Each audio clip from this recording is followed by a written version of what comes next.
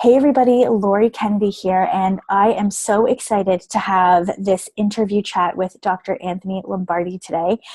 We are going to talk all about growing a health practice and really what it takes in order to do that successfully. So welcome, Anthony, and why don't you just share a little bit about who you are and what you do for those people who don't know Yes. you. Yes, thank you, Laurie. And I'm really excited about the business summit, the Wellness Business Summit. And of course, I'm a chiropractor. My name is Dr. Anthony Lombardi, and I've been in practice for 15 years now. And I started right out of school. I started Hamilton Back Clinic. So I started with 0 patients. And the good thing when you start a practice with 0 patients, you can only go in one direction. You can only go up. You can't have negative number of patients. So that's a positive start. Anyway, specifically, I treat a lot of musculoskeletal injuries. So muscle and joint-related injuries, pain, athletes, professional athletes, regular people, students, and I use a combination of chiropractic, spinal manipulation, soft tissue work, and medical acupuncture. And when you started, those 15 years ago, did you have a specialty or did you just treat anyone and everyone who came to you? When you first start, you treat whoever shows up, and because you're happy to help as many people as possible. But as you grow professionally and mature as an individual, you start to see what you really like to do, and you really start to discover clinically what you're good at. And it's important to stick with what you're good at and continue moving in that direction. About 2 or 3 years into practice, I really started treating a lot of athletes. I was the team doctor for a semi-professional football team in Hamilton. And a couple of years later, I was treating the Hamilton Tiger Cats and other CFL players. And then some of these players turned into NFL players. They got, the promotion into the National Football League. And then word of mouth. And then text messaging became popular. So that's how referral happened. And then social media. And then it just grew and grew and grew. And now I treat people from all walks of life and from all levels of fitness. And so let's talk about that. Let's talk about how you grew your practice based off of referrals, as you just said, and how referrals happen. So give us a little bit of background of how you were able to do that and the role that you see word of mouth marketing playing, especially now in terms of social media. Yes. So when I started, just to give you an example, started 2003, I didn't have not a website, a web page until 2006 because, people didn't have websites, they had web pages. Mm-hmm. And then it grew, and then you had the websites, and then social media. I started social media around 2009, 2010, but now it's a totally different ballgame. Anyone who starts needs to, in my opinion, be in the game of social media, needs to have a good website, needs to be interactive, needs to get out there. But what I find, what I do myself, what I call the grassroots, generating grassroots referrals, is by working with the patients that you have. So once I start, and I do this, I even did it today, I continually do this. What I do is I'll always thank people for their referrals. If they've sent me a patient, I said, you sent me a patient last week, I appreciate it. Thank you very much. And then what I'll do as well is I'll print off about 1,000 business cards a year. And here's something that people don't really do anymore because everything is online. I have these business cards, and a couple of times a year, actually 3 times a year, what I'll do is I'll hand them out to a patient. I'll say, listen, I printed off some business cards. I have some extra ones left over, and I'll give them 5 or 6. And in the book, Word of Mouth Marketing, funny you should mention that, by Andy Cernovitz, it's an article I wrote a couple of years ago, 5 years ago when I interviewed him. He said, when you hand out business cards, never hand out one. Always hand out more, because if I give you a business card, you're going to keep that for yourself if you ever need it. And if I give you more, you're going to be more apt to give it to someone and say, I live in Hamilton. I have a back problem. Oh, really? Here's Dr. Lombardi. Here's his card.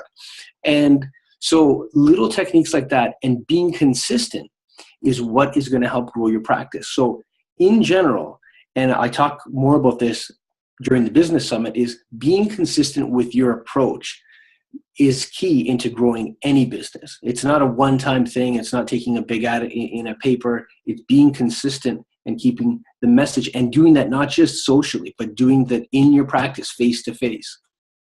Absolutely. I find so many practitioners, they'll put their marketing and their promotional efforts on the front burner for a short period of time when they need to get patients in the door, right? Because they're freaking out. They need to get patients in the door. So they put the accelerator on the marketing piece, and then they get so bogged down in the patient work that their marketing and their promotion and their client care gets pushed to the back burner. So can you just speak a little bit about how you balance those two things and some suggestions that you have for those people watching?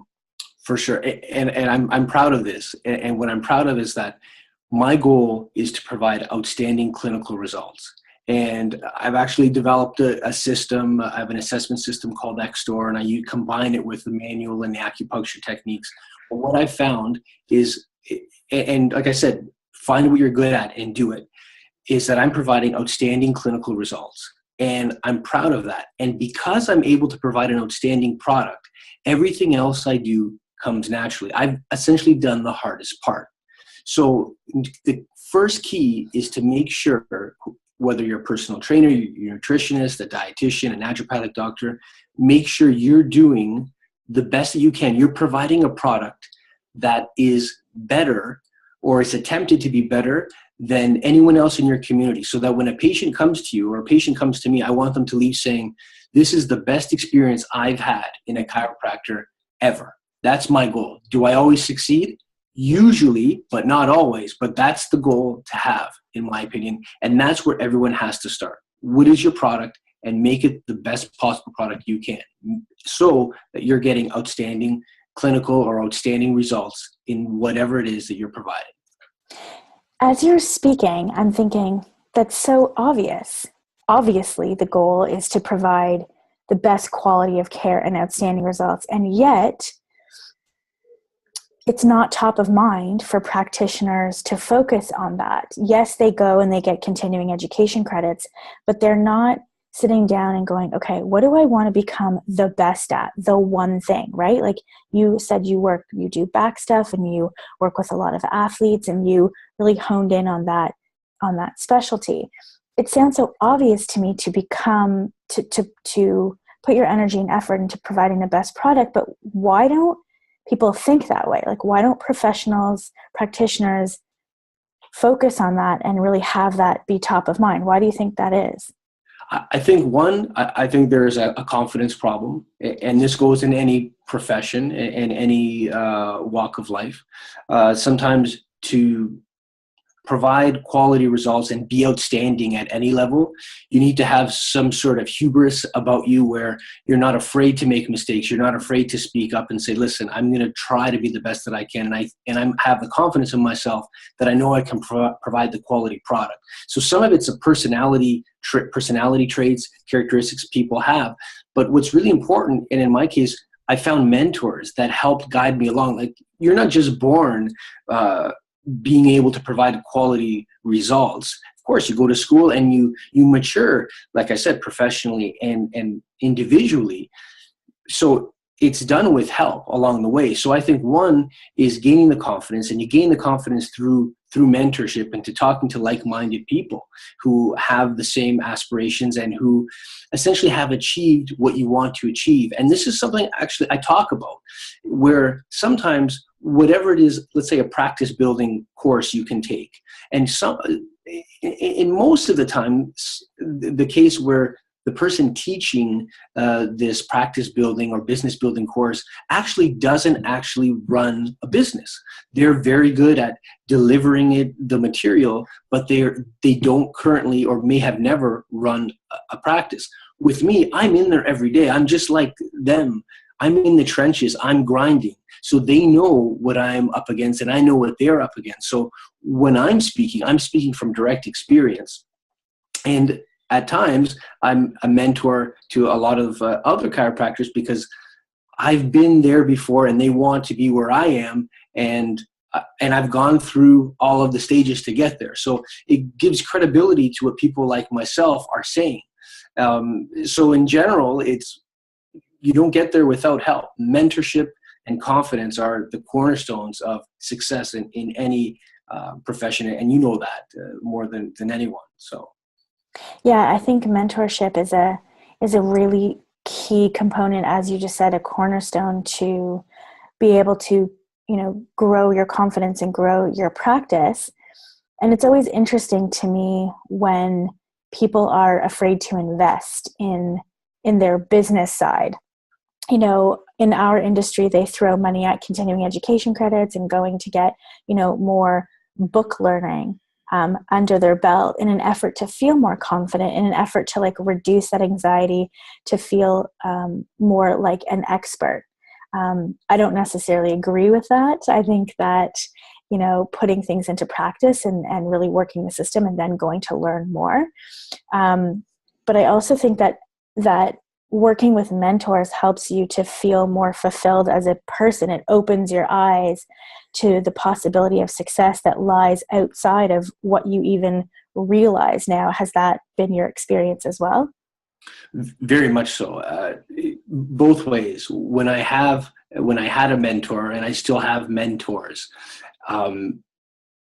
I know how much I can learn from them. And reciprocally, when I'm now being a mentor to others, there is that reward in teaching, not just learning, but in teaching. And I read this quote that said, when you teach, it's like you're learning twice, because you're continually reinforcing the knowledge that you're putting forth. And I couldn't agree more with what you said. But my hopes is that, and this is what I really like about these summits, these seminars, is we can talk about everything that people aren't doing. Why aren't people successful? Well, because they're not finding mentors and they're not asking for help. But everyone who goes to the summit can't be faulted for that, because they're at the summit. They're actually taking time out of their life, the whole weekend, and they're there. We can say, well, why isn't everyone successful? Well, not everyone is listening, taking other people's advice, because sometimes it's hard for people to take advice. But when I speak to the groups, I said, well, you're not guilty of that, because you guys are here. So you guys are in a step in the right direction. You could have just sat home and found some motivational talk on YouTube and said, well, that's just the same thing, but it's not the same thing. And this is what I think is so great about what you and your team have put together. So I'm really excited. And I think that's what's really great about getting like-minded people together, is that they're all not afraid to say, yes, I'm looking for help, and I'm always looking to help. You have to be open to that, even myself. And I'm sure being at your event, I'm going to learn something. I know I will. Yeah, I love being at these events too, both obviously as a host, but also I go to, I'm sure just like you, like a lot of these sort of entrepreneurial business style events. And I always leave feeling so fulfilled. I always leave feeling inspired, but inspiration without action doesn't really lead anywhere. And I think that the people who choose to invest in these types of events, whether it's the Wellness Business Summit or another one, they're the ones that are going more likely to be successful, because they see that their success is not just in book learning, right? In learning more about what they know. It's the other side. It's the sales. It's the marketing. It's the, the client onboarding, the word of mouth referrals. It's all of those other things that when we're in school, we don't or even a year or two out of school and into practice, it's not necessarily in our awareness that those things should also be a focus. Very much so. Very much so. And that's a problem schools in general have, because you have naturopathic doctors, chiropractors, nutritionists, all of these professions that have to be licensed, that have to pass licensing exams to get accredited. And that's their main focus. And so it should be. But what happens is the business acumen gets put on the back burner, because they say, if I don't pass my boards and get licensed, I can't practice. So that's number one. Yes, it is number one. But what you have to do, what students have to do, is they have to allot so much time a week, let's say an hour or two a week, to learning business, reading a book, listening to a talk, going to a seminar. Because once you reach that point when you graduate, you can't just turn it on and say, okay, I'm successful now, or now what? Because if you're not prepared, that's when the real fear begins. You thought you were afraid that you weren't going to pass your boards. That was nothing compared to what you're about to experience. And thousands of people experience that all across North America. And but again, going to the Wellness Business Summit and events like that is a step in the right direction, but it really has to happen while they're students. Yeah. But it didn't happen while they're students. Well, it has to happen as soon as possible. No, I completely agree with you. So as we wrap up, is there any other key takeaways that you want to share with our audience before they join us in June at the Wellness Business Summit? Well, I really think, first of all, I think they should, if they haven't signed up already, I really think they should, because with my talk, Commitment to Excellence, it's really an interesting talk. And I'm not just saying it because I'm giving it. It's going to be interesting. It's packed with business insight, real life stories, and you will leave feeling invigorated. And not just with me, with all the other speakers that are speaking as well. I know some of them personally, but I can only speak for what I'm going to contribute. So the point is, stay as open as possible and take this as an opportunity to grow and expect to come out better, because you will come out better if you come to this summit. I guarantee it, because I know all of us will be giving 110%. And like you said, we're like the mentors, right? And we're delivering a message. And the more people that benefit from this, the more invigorated we feel. Like, this is something that, the passion, you can't teach the passion, right? Like you have the passion. All of these people who are teaching, who are speaking, have the passion. So, but what's great about the passion is like fire. It can catch, it can become more widespread. And so this is what's great about this event, and really excited to have been asked to be part of it. So I'm excited. I'm excited for June. Especially with this snow, June cannot get here as faster. Trust me. I know. We were outside today and I said, I'm just very much over the cold. So June cannot come around fast enough. Thank you so much for taking time out of your busy day to chat with us. And for those of you who have not yet decided to join us at the Wellness Business Summit, you can head on over to wellnessbusinesssummit.com, grab your ticket, and we will see you in June. Thanks, everybody. Have a good night. Thanks, Lori.